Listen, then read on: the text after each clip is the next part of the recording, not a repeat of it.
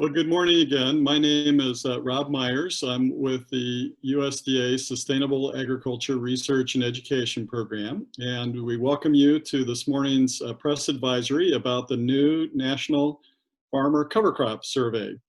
As some of you know, this is the 6th time we have done this National Cover Crop Survey, and it's been a partnership effort between the USDA SARE program and the American Seed Trade Association to provide funding to the Conservation Technology Information Center, whose staff have carried out the survey in each of the years that it has been done.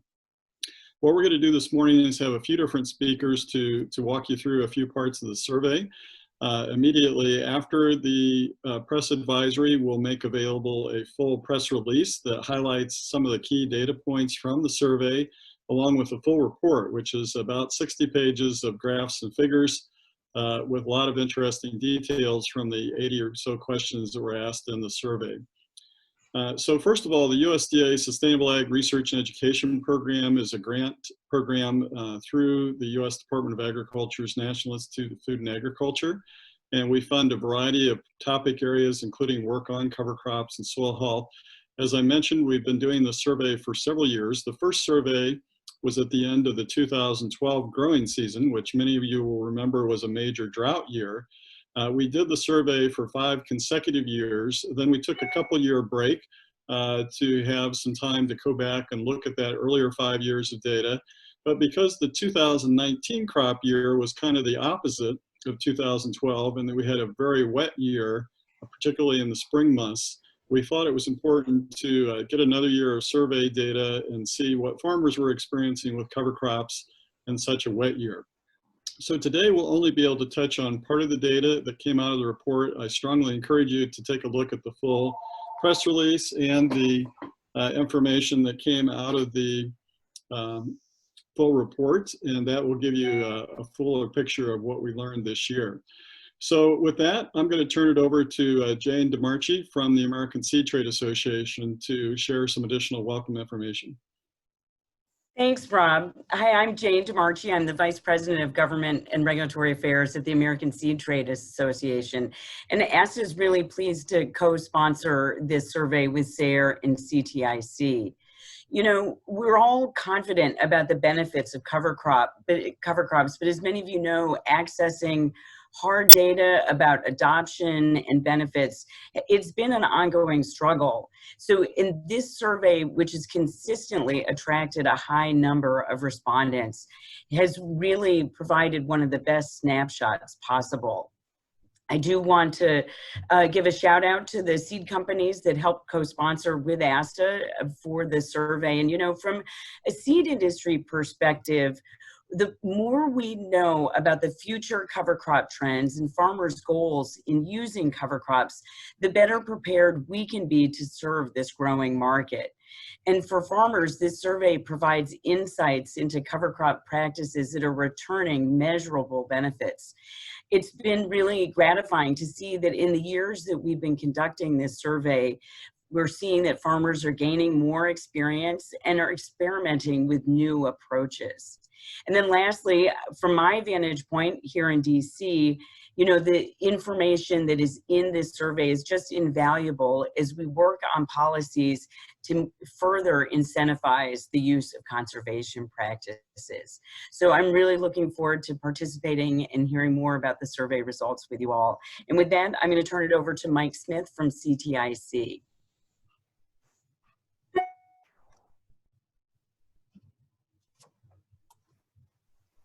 Thanks, Jane. So we're going to get to take a look at some of the highlights of the data from the report in a minute, but I think it makes sense, first of all, to give everybody an idea of how the survey was conducted. So this was an 81 question survey, which, you know, some of those are multiple part questions, so it is a pretty comprehensive look at how farmers are using cover crops and what they're seeing on their farm because of them. Those of you that have seen previous reports in these series, you know, a lot of these questions will look pretty familiar, which is the interesting way to get, you know, sort of a feeling for some trends. Now, the caveat that we always have to offer there is that because the responses are collected anonymously, we're not able to say that, you know, these are exactly the same cohort of farmers, and so we can't make hard claims about trends, but it is still an opportunity to look for some patterns. As Rob mentioned, there were a couple sections that we added new to this survey, most notably one on planting green. So that's planting a cash crop into a living cover crop and then terminating the cover crop following that. And then also with, as Rob said, the wet conditions last spring, a section on those impacts, especially on crop insurance and prevent plant. So as I said, the responses were collected anonymously. We used SurveyMonkey. That link was open between March 26th and April 12th. That link was promoted through the CTIC, SARE, and ASTA's traditional mailing lists and channels that each group uses. Also some press releases that went out to ag media that some of you all may have seen already, and then social media posts on all of our respective channels. We collected just shy of 1,200 responses, and we're very confident that those actually are all farmer responses. So we really wanted to narrow in on the impacts on the farm. So we do generally get quite a bit of interest from groups in industry or agronomists and conservation agency staff that are either interested in just seeing what the survey covers, or offering some of their perspectives. But actually early on in the survey there's a question that just asks how they would characterize themselves, and anyone that's anything other than a farmer just gets taken to a thank you screen and offer to follow up with us if they had any other questions. So this is a really nice way to focus in on exactly what is happening on the farm. The vast majority of the data that we'll see today and in the full report itself is presented more or less as it was collected through the survey. The one only difference there is the outliers were removed from the yield data. And that's largely just because, since that couldn't be a multiple choice question, it was farmers had to type in their yields themselves. I think a lot of the times it's just fat finger things, so it's easy to identify those outliers when you see 2,200 bushel corn or something like that. So those have been removed, and Rob will talk a little bit more about the yield data and how we came up with that later today. So also want to give you a look at the demographics of our respondents. First of all, this is a national survey.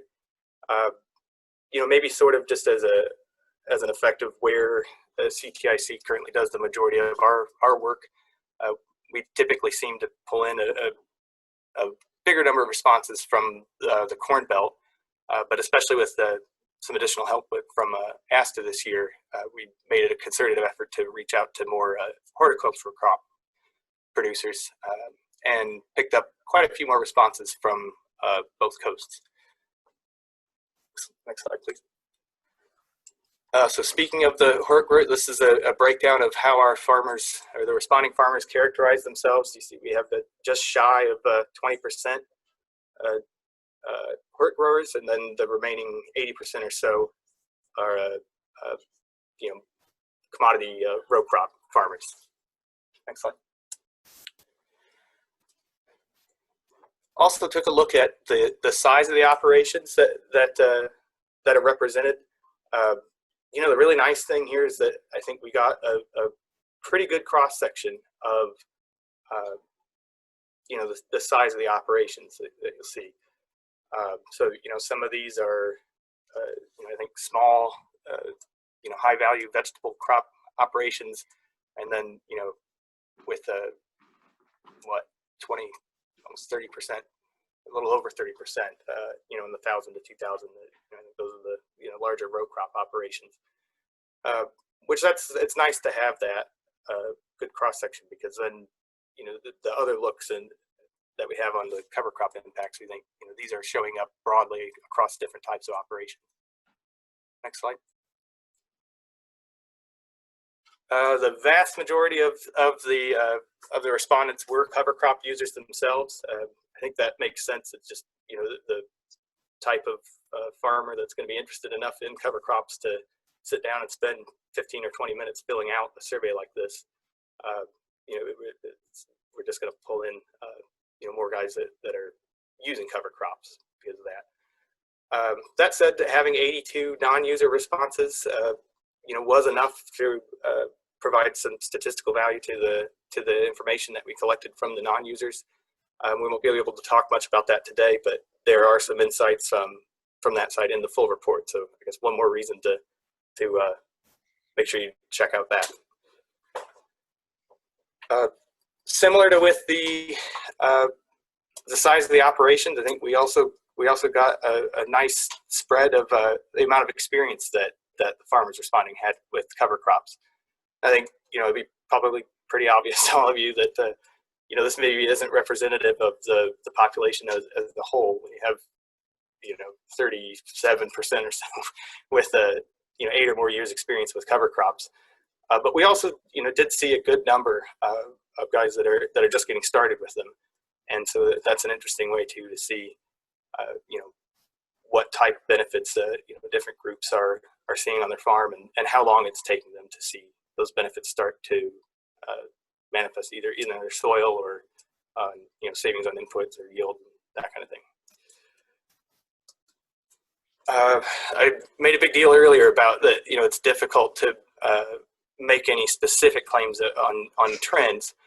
I did want to highlight that we asked in this survey specifically for farmers to go back to the last 5 years, how many acres of cover crops they had planted. And so this is contained within the cohort of the respondents to this year's survey. And we saw this, pretty consistent and encouraging trend of more and more acres being planted. And I think, so this is the average across all these operations, how many acres of cover crops they're using on their farm. So, this kind of suggests that we may be picking up places where, guys are starting with, maybe 20 acres somewhere, maybe far away from the highway where it's, not super visible. And then as they get, some more confidence with it and start to see some of those benefits, that they're implementing covers in more of their operation. So most of the data that we'll look at the rest of today that Rob will present shortly is more on the quantitative side. But I kind of couldn't resist sticking in at least one example of some of the more qualitative information that we collected, because I thought this one might be especially interesting to this group here together today. If you'll notice on there that ag media ranks just below the farmers themselves as who they trust for information on cover crops, and I think from there you can kind of probably extrapolate to conservation topics in general. So that's all the more reason that groups like CTIC, you ag journalists, because you are a highly trusted source. So yeah, we want to do everything we can to provide you guys information that you can use. So I think, yeah, that's it for my section. I'll turn it back over to Rob Myers to take a closer look at some of the more quantitative data. Okay, thanks, Mike. So we did want to get into some of the details of the data. And again, you're only going to hear a part of the data from the survey. We had so much data that, like I said, it's over 60 pages of material in the report. But we wanted to highlight a few of those things for you.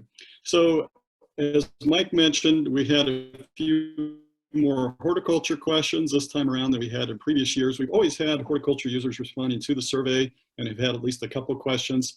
But we had several questions this time for horticulture users. I'm going to share with you data from 4 of those horticulture users, and then we'll switch over and look at the commodity farmers. And we're going to take about 15 minutes here to walk through some of the data, and then we'll have plenty of time for questions and answers with you. At any time, go ahead and type a question in the chat box, or you'll have a chance to ask verbal questions as well at the end of the presentation. So first of all, looking at some of the primary reasons that horticulture users use these cover crops. The first choice on the left side there, improving soil structure, soil health, that's consistent with what commodity farmers have been saying in past years of the survey, that's their top motivating factor. You can see nearly all are responding to that. Of course, people could choose more than one response here. when they were looking at this question. It was interesting to see that weed management was actually the #2 item that they identified. And then if you go on towards the middle part of the bar graph, I thought it was interesting to see that about half were interested in harboring beneficial insects or in other ways improving insect or disease management. So probably a little stronger than we'd see in the commodity folks, folks in the horticulture community trying to get that biodiversity aspect that can help them with pest management. Now, another question that comes up with horticulture users and cover crops is how are they terminating them? When we think of commodity farmers, most of them are spray killing their cover crop. But here, if you look at horticulture users, that's less than a quarter are using sprays to terminate their cover crops. About an equal number is either using tillage or mowing. A fair number do have winter kill cover crops, similar to commodity farmers. I was a little surprised that more weren't using roller crimper as their primary method, but I do want to emphasize this question asks primary method. And I think you'd find among both horticulture users and commodity users that many are using more than one method of terminating the cover crop, depending on the cropping system that's involved.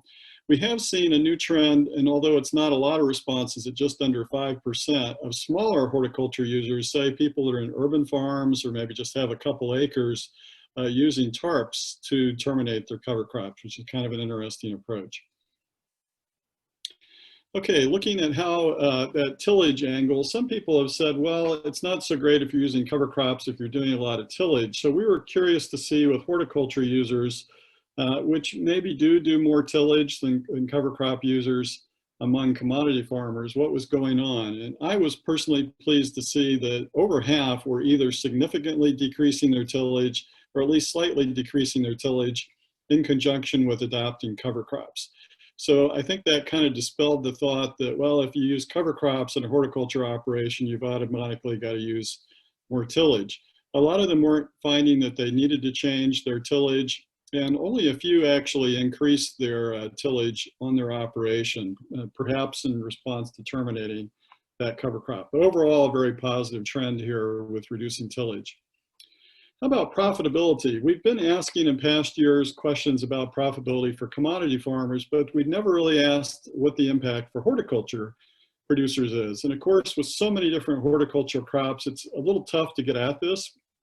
So rather than ask about a specific crop like tomatoes, we just asked about for their overall operation, was this having a minor increase in net profit, such as 2 to 4% increase?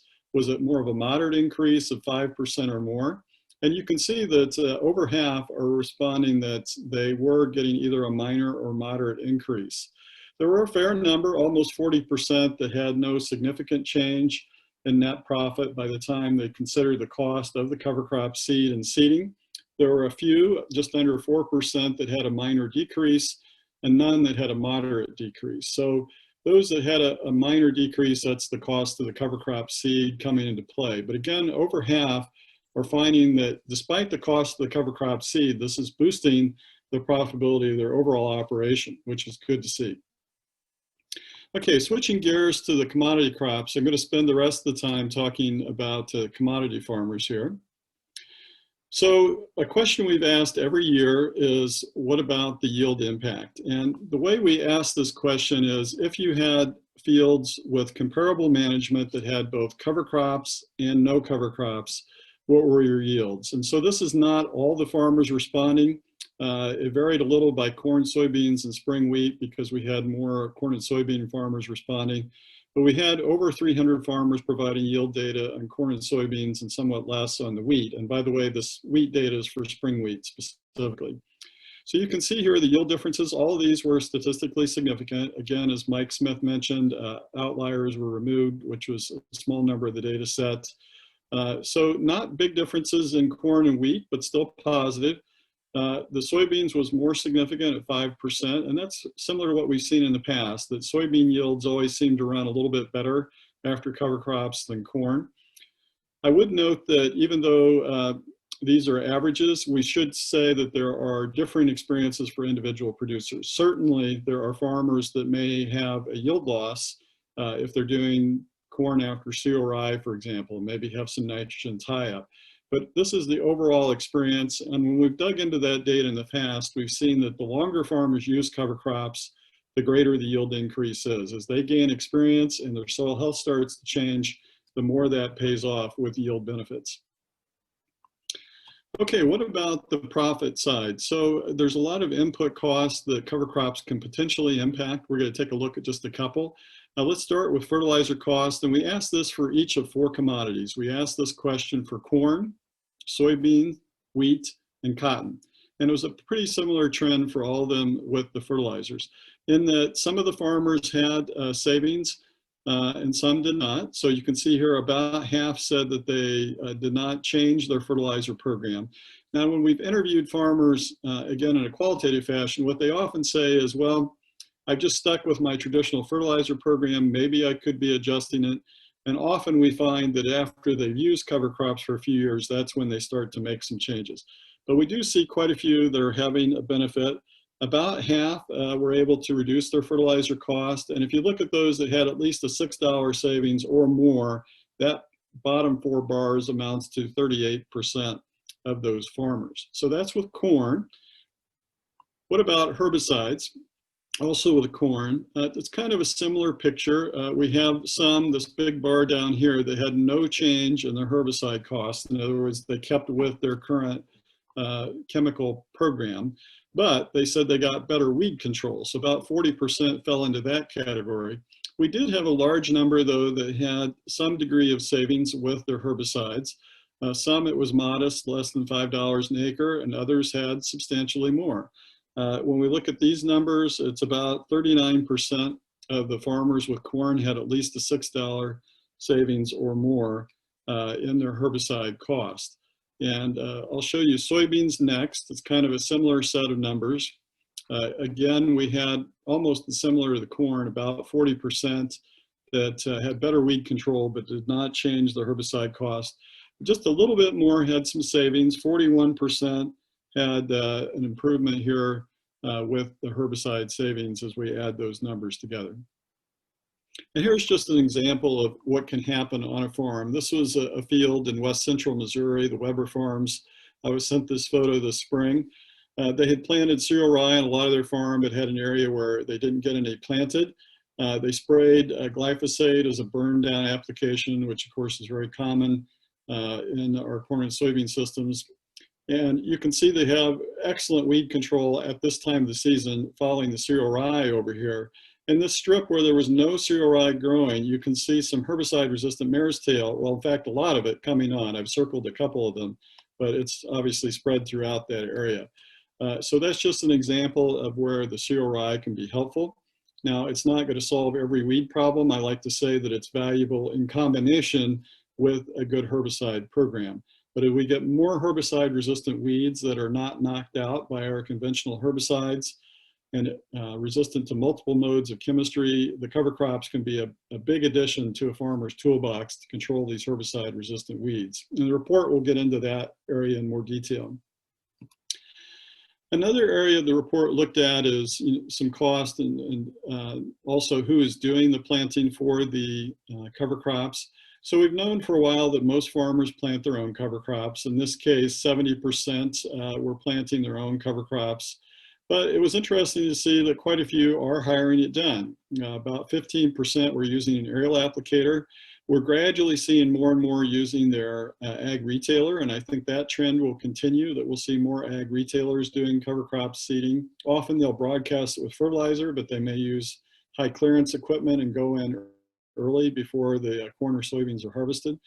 This is also interesting. It's not a huge number yet, but it's gradually going up, the number that are hiring a neighbor or friend to plant cover crops. We're seeing, for example, some young farmers maybe don't have as much acreage to harvest of their own that are spending some time doing cover crop seeding as a side business.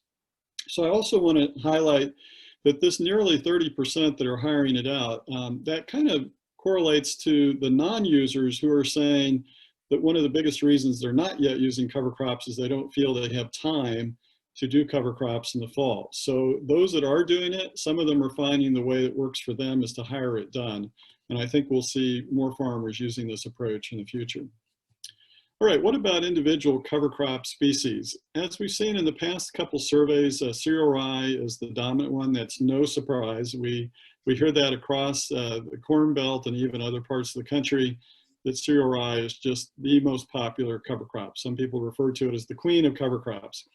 But a point I would take away here is there are a lot of different cover crops being used on farms in the US for different purposes. In fact, if you look at some of the bigger seed companies selling cover crops, some of them may be selling over 30 species of cover crops.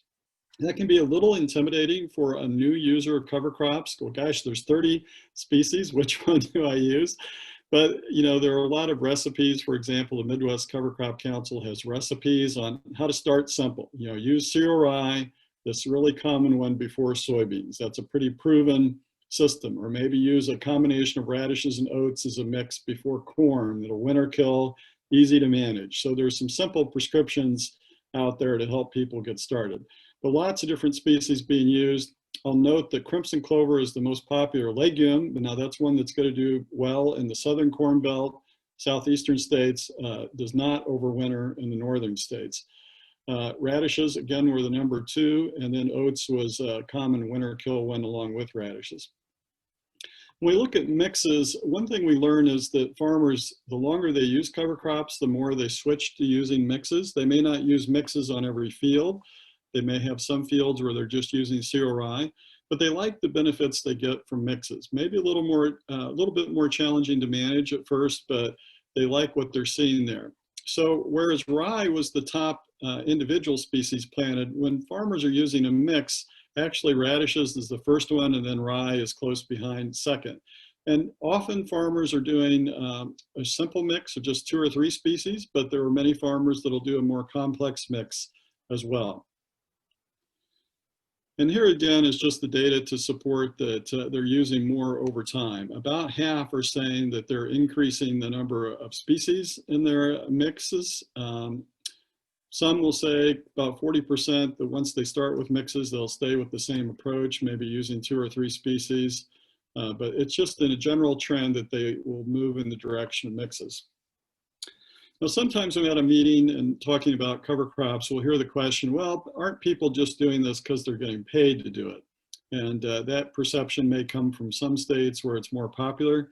In the past, we've seen that as many as 60% or more farmers have never had a cover crop payment. In this survey is a little different picture, and I have an explanation for that. So first of all, let's look at the data. We see about half of the farmers did not get a payment. This light blue area on the left did not get a payment in 2019. Of those half or so that did get a payment, the biggest slice, this orange slice, is from the Conservation Stewardship Program. And then the Environmental Quality Incentives Program, the gray slice, is the next biggest. We also see a lot of states have their own programs. Now, this is not true of every state, but quite a few have state programs. That's pretty big. And then the new trend is we're seeing some private companies starting to provide payments. Like Bayer has recently announced they're going to provide payments for doing cover crops, no-till or strip-till. So why are we seeing a lot of more people using payments? Well, I think there's just more money out there. I know in my own state, in Missouri, where I work, we've had a significant ramp up in both state and federal payments available to farmers. And of course, that's contributed to the growth in acreage. So it's a factor, but not the only factor in why farmers are adopting more cover crops. One of the new trends is planting green. This idea is that you leave the cover crop growing and actually go out and plant your cash crop in a living cover crop. Now, if you'd asked me, an agronomist, can you do that? If you'd asked me that 10 years ago, I would say it was probably not a good idea. But we're actually seeing that this approach works very well in a lot of situations. And you can see over half of the farmers had planted green on some of their fields, and just under half had not done that in 2019. So this is a growing trend. And we see everything from crops such as corn being planted into maybe 5-inch tall cover crops, and also farmers that are trying to plant into very tall cover crops, like these soybeans being planted into some tall cereal rye in this situation, about 5 feet tall. And both can work. They each have adjustments to management. So we asked several questions about planting green. We're not going to have time to touch on all of those, but I want to show you a couple. So first of all, we asked, did it affect your management? And this was interesting. About a third said, well, this actually made my management simpler. Now you look at it, going out and planting into a field of 5 foot tall rye, and that's making management simpler. Very interesting to see. About another third said, well, it's about the same level of management. So they're finding it's comfortable for them to do. There were about 20% said it was a little bit more difficult, but that the benefits outweighed the challenges. We had about 10% said the management was more difficult, and they were still kind of evaluating whether they wanted to continue with this. And only 5% said it was difficult enough that they just weren't going to stick with it. So when you look at those that had a positive experience or found it easy, it's understandable why this trend is growing. A question that arises with planting green is its impact on pests. Well, first of all, with weeds, a huge positive benefit here. The blue bar is it's better when planting green. Orange is about the same. The gray is it's worse when planting green. So you can see 70%, so they have better weed control when they planted green. If we look at other things like diseases, there have been questions, are diseases going to be worse? Again, farmers, they were either finding it made no difference, the majority of them here, but a fair number found that it was a positive situation with some early diseases. There was a few, 5%, that said it was a little worse. Slugs and voles are something that are often come up with planting green. About equal numbers found that it was either a positive or a negative, but the majority said it made no difference. And of course, there are areas that just don't see vole issues, and slugs can be dependent on environmental conditions as well. How about soil moisture? I started out today by mentioning 2019 was such an unusual year with wet weather. We had 19 million acres that could not be planted in the United States and were eligible for crop insurance payments. That cost the federal government over $4 billion. It was very helpful for those farmers to have those payments, but a big challenge. So we had a question, what did cover crops do in this situation where so many fields could not be planted and many, many more, tens of millions of acres had delayed planting? So about 20% found that their moisture situation was similar in their area in 2019. But look at this number, almost 70% said that planting green helped with their moisture management. And what's happening here, by leaving that cover crop growing, they're getting some of the moisture out of the soil through transpiration of the cover crop. You can run into an issue if it turns dry. You could have a situation where planting green can dry out the soil, but that was 1/10 as many responses as those that said that they found it was helping them with management. And that may reflect that it was such a wet year. There were a few that found that if they had all that residue out there, that it left the soil too wet, but that was a pretty small number. So we're finding from climatologists that in much of the Midwest, we're having on average wetter springs. And 2019 was a really prime example of that. So this can be an approach to help for farmers to be able to manage their soil moisture a little better. In terms of the ease of planting, just another way to get at this, when were they able to plant? Well, about 36% said they planted at about the same time with their planting green situations. A lot of farmers using cover crops, they may plant green in some fields and terminate earlier in others. About 54%, so over half, said they were able to plant sooner in their planting green fields than in other fields. And only 10% said they planted later in those planting green. So it was a clear advantage in that very wet year when so much planting was delayed to have this tool available to be able to plant green into cover crops.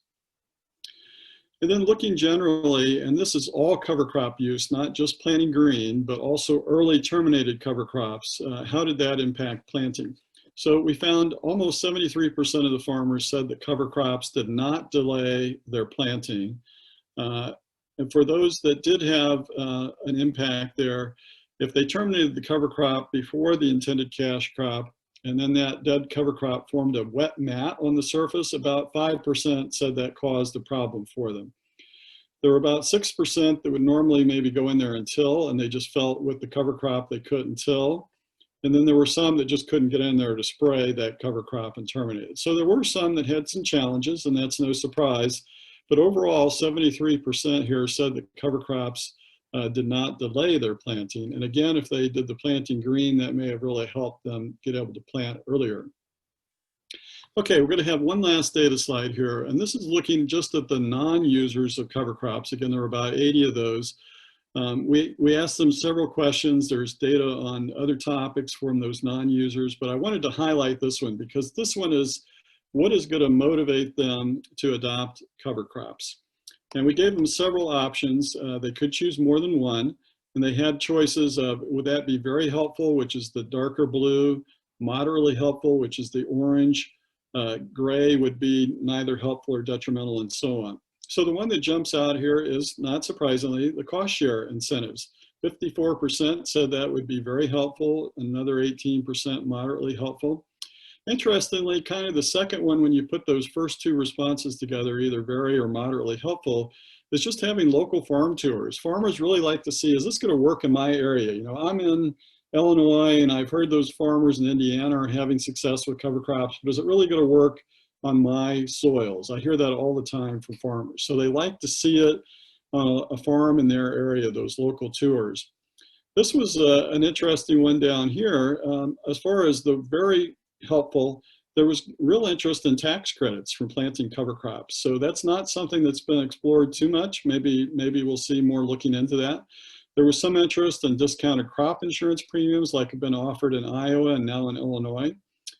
We see strong interest in having one-on-one technical assistance. It is complex to look at cover crops. There's these simple approaches I mentioned, like cereal rye and soybeans, but there's lots of options. So farmers would like more assistance, and I think that's another opportunity for ag retailers.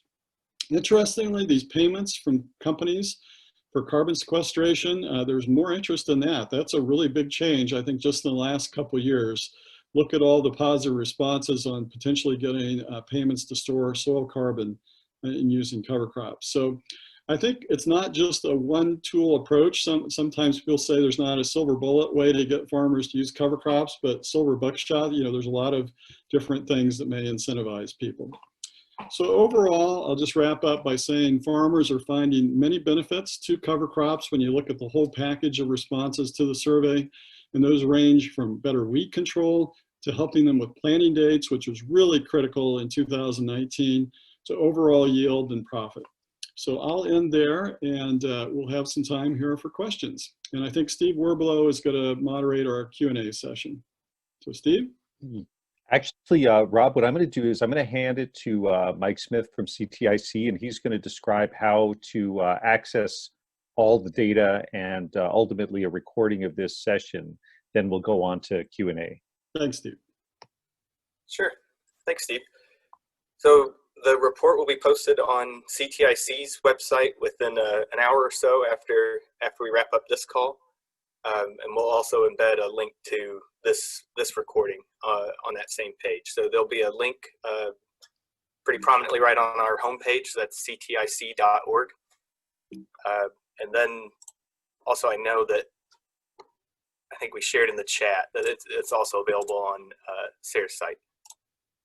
And that link is right. Yep, that link's right here in the chat from Stephen. Great. Okay, so what we'll do now is we're going to go to some Q&A. I'm going to bring on Rob from SARE, Mike Smith from CTIC, and also Ryan Moore, the forage and cover crop product manager for Beck's Hybrids. And we'll just sort of divide these out. We can do these by voice, but first I'm going to start with the ones that were typed into the chat. And Mike, being the demographics and methods guy, Stephen Klusterman from Organic Farmer says, is there any additional data on how many respondents are involved in organic agriculture? No, that's an interesting question, but so we do not have any questions in this survey specific to organic production, but that maybe is something we could look at in future surveys if they find enough interest there. Yeah, I think that could be fascinating. Caroline Van Schaik was asking, is it possible to get breakdowns by state? How would that work? I can take that one as well, unless you know, Rob or Jane or anyone wants to jump in. So I think we're definitely happy to work with stakeholders to provide data in a way that we can that makes it useful to you all. But the one caveat there, I think, is that, take the example of state, that, we want to make sure that whatever comes out through it is still representative and reliable and, statistically significant. So I guess the quick answer is that, well, for some states, if we have enough responses, then yes, but, others where we maybe only had a handful, I think we're less comfortable releasing that without, being averaged along with the rest of the country. Great. Another question, how are we defining horticultural crops for the purposes of this survey? I know that is in the report, right?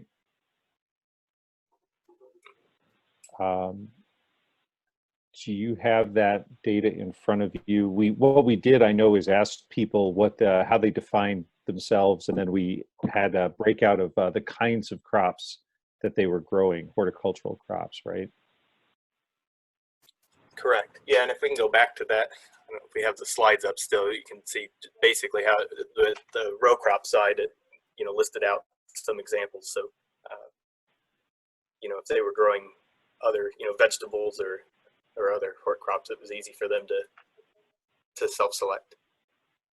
Yeah, and I can just add, so we did not include, say, nursery crops. So it was in the fruit and vegetable space.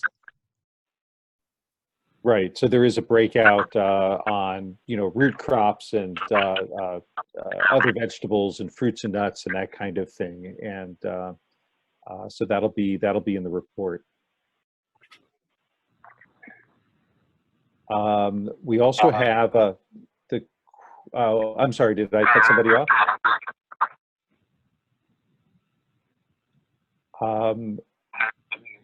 Steve Davies was asking if all the data being discussed will be in the report. Yes, it will. So it's both written and in graph form. And if you need graphics, or for that matter, if you need photographs or anything to illustrate writing about cover crops, we're happy to share. So just let us know. And then Stephen asks, can you explain in a little more detail the reasons for focusing on horticulture this year? Rob, I'm going to pass that one to you. Yeah. Well, first of all, in our past surveys, at least the last few, we usually had about 20% of the respondents that were using cover crops identify themselves as horticulture users. And yet we found we were asking very few questions of those horticulture users specific to horticulture. We'd have a couple in there. And as we were planning this year's survey, we said, we're getting these hundreds of responses from horticulture users, and we're not really taking advantage of insights they can share that are unique to the horticulture space. So we purposely wrote in several questions, and we showed you 4 of those, but there were some additional ones. So it wouldn't be quite accurate to say we focused on horticulture. I would just say we included more horticultural questions. Overall, there were still far more questions for commodity producers. And then many of the questions applied equally to both commodity and horticulture users, such as how many acres of cover crops you're using, or why are you using them, or where do you get your information. So, so keep that in mind as you're looking at the data as well. Great. Okay, we can open this up too. If someone has a question by voice. Oh, here we go. How will this data be used? Will you pursue policy changes? From Janet Kubat. Well, I'll start, and then Mike may want to comment, or one of the American Seed Trade Association folks. So it's not our approach to immediately take the survey data and try to translate that into policy, but I will say that we have seen in the past that the survey results have had a policy impact, that people working on conservation policy are referencing the survey and using data from it. And so we know that it's valuable from that standpoint, just because anytime we have information that gives us hundreds or thousands of farmer responses, that's really valuable to decision makers. So it certainly is true that this information does get used by policymakers, both at USDA and on Capitol Hill, for certain policy discussions. Jane or Mike, you want to add anything to that? I don't have much to add there. Maybe just to clarify that, in general, CTIC, we don't advocate for specific policy often, or maybe not much at all. We look to function as a clearinghouse for information. So we provide resources like this survey report that other stakeholders throughout the ag community can use. And like Rob said, I know that, but I think that just a couple of years ago, the survey was cited on the floor in Congress too. So definitely happy to have resources out there. Yeah, and I would just add, I think it is the conversation around incentives and how those are being used is important both for government policymakers, at the state level also, and then in part of the private sector as they start to look at incentives also. So that's some important data for us. I see we've got another seed question, Steve. We do indeed. So this is, do these data jibe with seed sales? It seems modest relative to what I hear about sales, but what is asked to say? So Jane and Ryan, I'm going to put that one to Yeah, and I you think guys. Ryan, I'll let you take that if you want to take yourself off mute.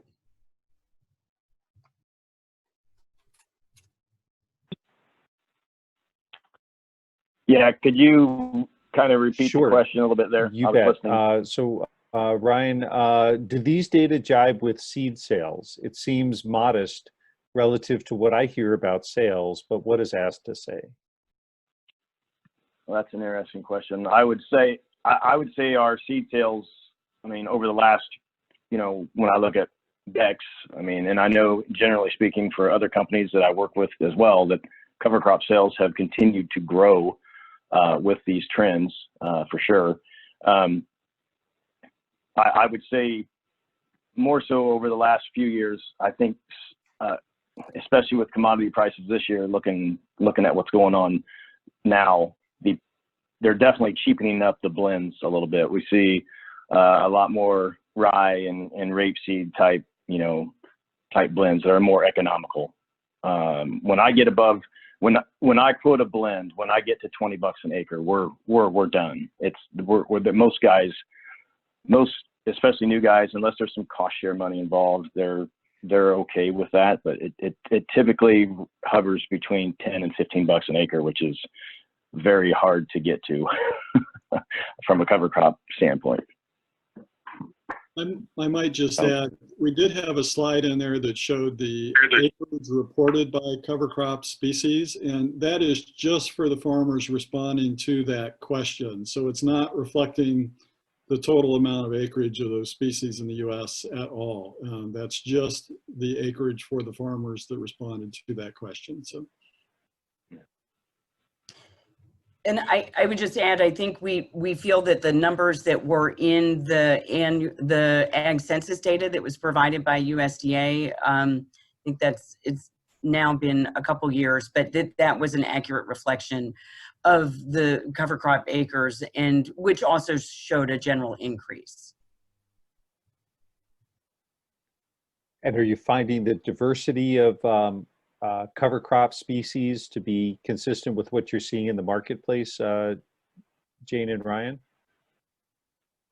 In other words, there's quite a lot of diversity in the species mentioned in the report. I would agree with that, but especially where they talk about the longer term farmers wanting to explore more mixes and be more diverse. It's kind of after they get their feet wet with it. That's typically where I can see things go. We start off with like a rye rapeseed type mix or oats and radishes, and then we move into expanding into more legumes, more diverse, maybe even implementing wheat in their operation and planting a big diverse cover crop blend. So great. And I know CTIC has resources on cover crop blends and choices. I know Midwest Cover Crop Council has some. Does ASTA have resources like that, Jane?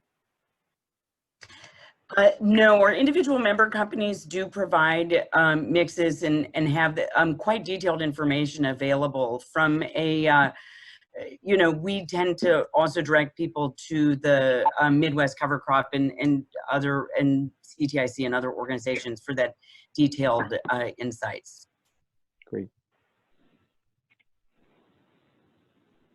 Are there other questions? Anybody else got any other questions while we're all together?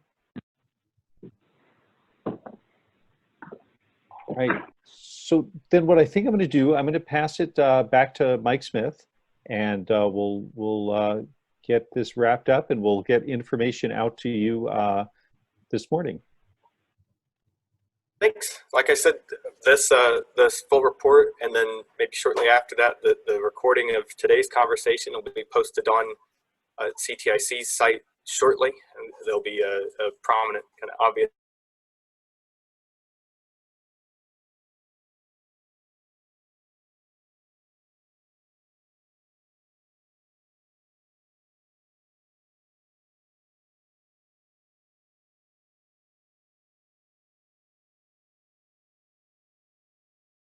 Have a that's definition of what Smith cover at crop is. CTIC.org. Well, sorry, that little tech hiccup. Okay, I'm sorry. Start again.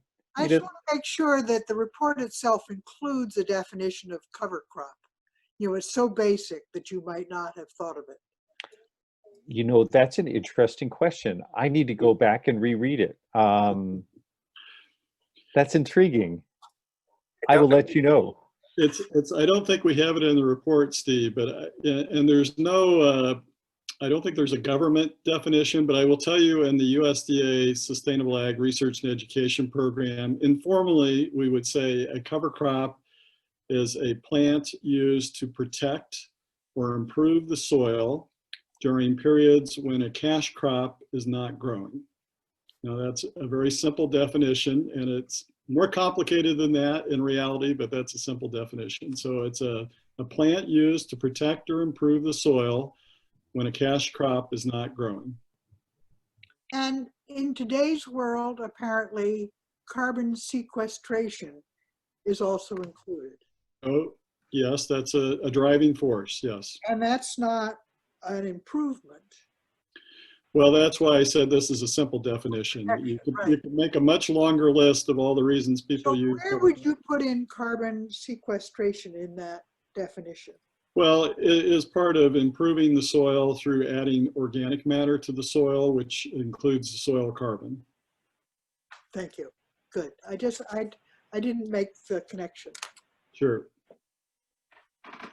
It's actually highlights an interesting set of things because carbon to a farmer is going to be seen in organic matter terms, to an environmental scientist would be seen in CO2 equivalents. It's interesting that, thank you. You've got me thinking that the next report needs to have a definition and an exploration, as well as perhaps a question about respondents using organic methods, or identifying themselves as organic farmers. So this would be awfully helpful. Caroline, Mike, Caroline's asking for your email. Right, it's smith@ctic.org. I'll actually just stick it in the chat here too, and I think that's also on our staff page on our site too, if anyone wants to look it up that way. All right. Well, I think we're coming to the end. Does anybody have any last minute questions, statements, comments? I thought it was really, as my first press conference of this type, I couldn't have been more impressed. Thank you very much. Thanks for being here. And thank everyone for coming out this morning. Take care, and we will stay in touch. Thank you. Thanks, everyone. Thank you.